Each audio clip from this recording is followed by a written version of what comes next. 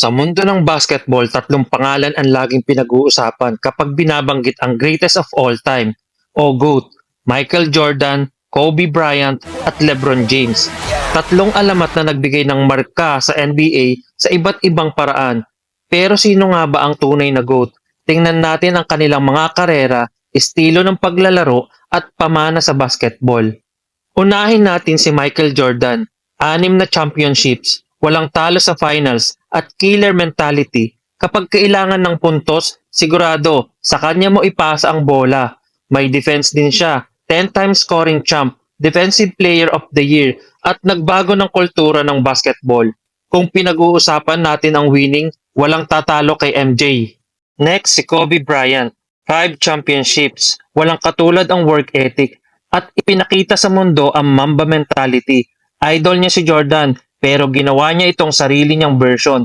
Footwork, impeccable, fade away, deadly, dedication, walang katulad. Siya ang inspirasyon ng maraming players ngayon.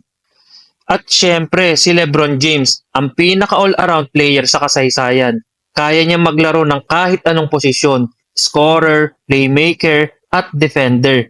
Siya rin ang NBA's all-time leading scorer, 4 na championships, 4 MVPs at nagdala ng titulo sa iba't ibang teams. Kung gusto mo ng longevity at versatility, si LeBron ang sagot. So, sino ang GOAT? MJ, pinakamagaling pagdating sa finals at clutch moments. Kobe, pinakamalupit sa pagsisikap at dedication. LeBron, pinaka-versatile at may longevity. Wala tayong mali dito. Depende yan sa hilig mo. Pero ikaw, sino ang GOAT mo? Comment below.